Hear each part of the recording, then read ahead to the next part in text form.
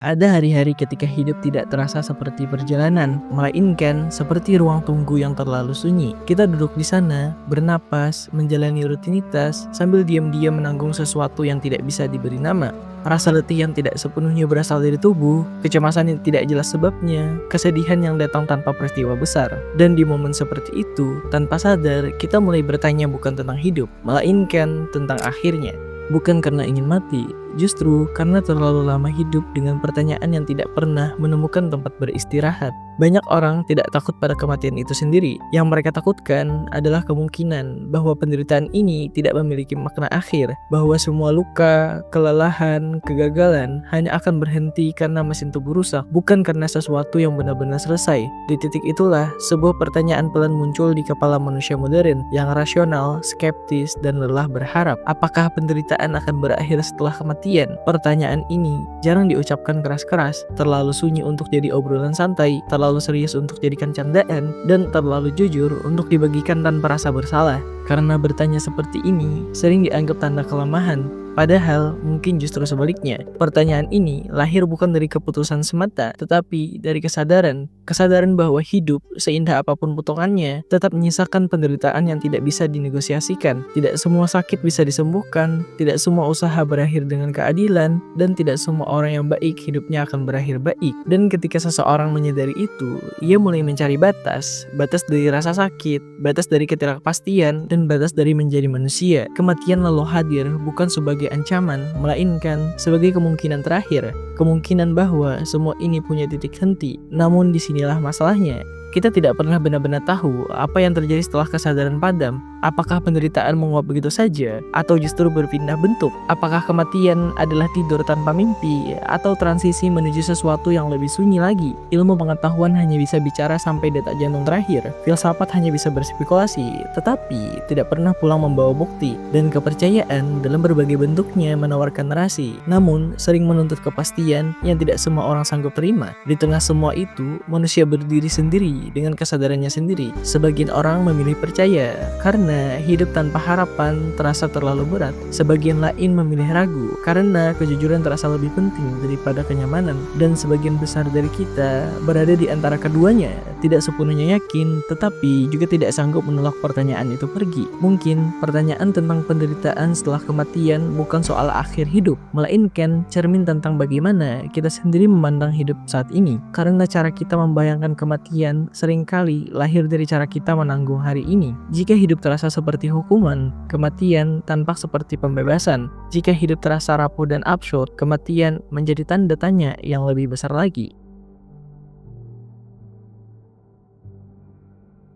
Pertanyaan tentang penderitaan setelah kematian tidak lahir dari ruang hampa. Ia tumbuh pelan-pelan di sela hidup yang dijalani tanpa banyak pilihan. Ia muncul saat seseorang menyadari bahwa sebagian besar penderitaan tidak datang karena kesalahan besar, bukan karena kejahatan, bukan karena keputusan ekstrem, melainkan karena hidup memang begitu adanya. Bangun pagi dengan tubuh yang lelah, padahal hari belum dimulai, menjalani peran yang tidak sepenuhnya kita pilih, bertahan dalam relasi yang tidak selalu adil, dan belajar menerima bahwa usaha tidak selalu berbanding lurus dengan hasil. Di titik tertentu, manusia dewasa mulai memahami sesuatu yang pahit. Hidup bukan hanya tentang masalah yang bisa diselesaikan, tetapi tentang beban yang harus dipikul tanpa kepastian kapan akan diturunkan. Dan saat kesadaran itu matang, pertanyaan tentang akhir menjadi terasa masuk akal. Bukan karena kita ingin menyerah, justru karena kita sudah terlalu lama bertahan. Pertanyaan ini terasa wajar, karena penderitaan jarang datang dalam bentuk dramatis. Ia tidak selalu berupa tragedi besar atau kehilangan yang mencolok. Seringkali ia hadir sebagai kelelahan kronis, kekecewaan kecil yang menumpuk, dan perasaan bahwa hidup terus berjalan tanpa pernah benar-benar menunggu kita siap. Manusia rasional membaca dunia dan melihat pola yang jujur, bahwa penderitaan tidak memilih. Ia datang pada yang berusaha maupun yang pasrah, pada yang baik maupun yang biasa saja, pada yang percaya maupun yang ragu. Maka ketika seseorang bertanya, apakah penderitaan akan berakhir setelah kematian? Itu bukan pertanyaan metafisik yang berlebihan, itu adalah reaksi logis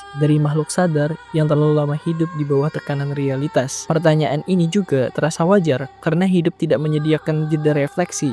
Kita dipaksa terus bergerak, produktif, fungsional, seolah berhenti untuk bertanya adalah bentuk kemewahan. Padahal justru di tengah rutinitas itulah kesadaran akan penderitaan tumbuh saat malam terlalu sunyi, saat layar ponsel dimatikan, dan saat tidak ada lagi distraksi untuk menutupi rasa kosong. Di momen saat itu juga, manusia tidak lagi bertanya bagaimana caranya sukses atau apa langkah selanjutnya, melainkan sesuatu yang lebih mendasar, apakah semua ini memang harus dijalani tanpa akhir? Sebagian orang menolak pertanyaan ini karena takut kemana ia akan membawa. Sebagian lagi menutupinya dengan jawaban cepat. Namun, bagi mereka yang bertahan dalam keraguan, pertanyaan ini justru terlalu jujur karena ia tidak meminta harapan palsu. Ia hanya ingin tahu apakah penderitaan memiliki batas alamiah. Dan di sini kita mulai menyadari sesuatu yang penting. Pertanyaan tentang penderitaan setelah kematian bukan sekedar tentang kematian. Ia adalah ekspresi paling telanjang dari relasi manusia dengan hidupnya sendiri. Cara seseorang memandang akhir selalu berkaitan dengan bagaimana ia menanggung proses. Jika hidup dirasakan sebagai beban tanpa jeda, maka kematian tampak seperti satu-satunya jeda yang tidak bisa ditolak, bukan sebagai solusi,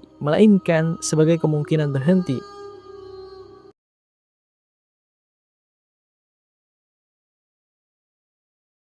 Ada saat-saat ketika penderitaan terasa sangat fisik, nyeri yang berdenyut, dada yang sesak, tubuh yang menolak bangun meski hari menunggu. Di momen seperti itu, manusia cenderung berpikir sederhana. Jika tubuh berhenti, maka rasa sakit juga berhenti. Logika ini terasa masuk akal. Sebagian besar penderitaan memang berakar dari tubuh. Saraf yang bereaksi, hormon yang kacau, otak yang menafsirkan ancaman. Ilmu pengetahuan mendukung gagasan ini sampai batas tertentu. Ketika jantung berhenti, aliran listrik di kepala meredup, sinyal rasa sakit terputus, dan secara biologis tidak ada lagi mekanisme untuk merasakan apapun. Di titik ini, kematian tampak seperti garis akhir yang bersih, tidak dramatis, tidak simbolis, hanya penghentian sistem. Namun ketenangan logis itu tidak pernah bertahan lama, karena manusia tidak hanya hidup sebagai tubuh, ia hidup sebagai kesadaran, sebagai ingatan, penyesalan, harapannya tidak selesai, dan pertanyaan yang harus berputar bahkan saat tubuh diam. Dan disinilah kegelisahan mulai bekerja. Jika penderitaan hanyalah soal tubuh, maka kematian seharusnya menjadi jawaban final. Tapi pengalaman manusia menunjukkan sesuatu yang lebih rumit, bahwa penderitaan terdalam seringkali bukan yang paling fisik. Rasa bersalah tidak berdarah, penyesalan tidak bisa dipoto, ketakutan akan makna yang gagal tidak terdeteksi alat medis. Semua itu hidup di wilayah yang lebih sunyi,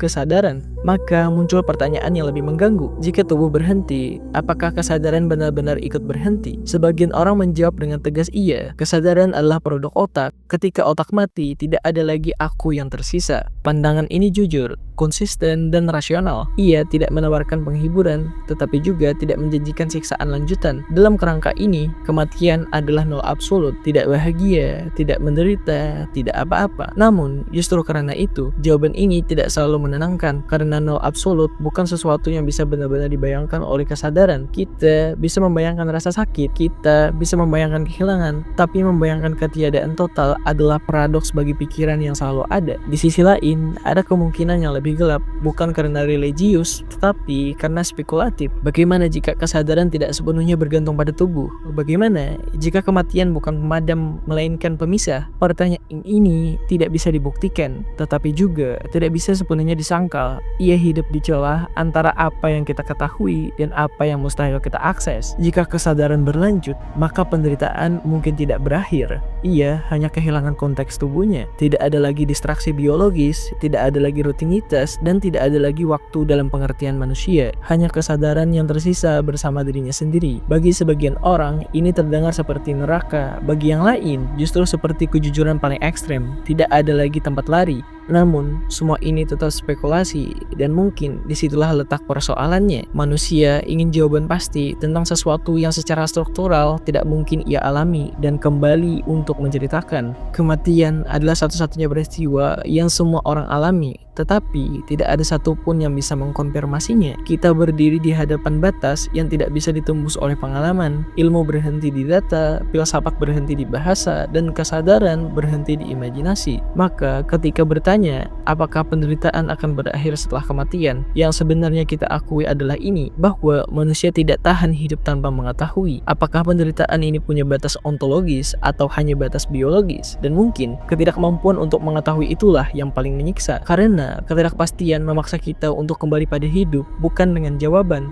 melainkan dengan beban pertanyaan yang belum selesai. Jika kita tidak pernah tahu apa yang menunggu setelah kesadaran ini berakhir, atau apakah ia benar-benar berakhir, lalu apa yang sebenarnya kita harapkan dari kematian, pembebasan dari rasa sakit, atau pembebasan dari ketidaktahuan tentang makna hidup yang sedang kita jalani sekarang.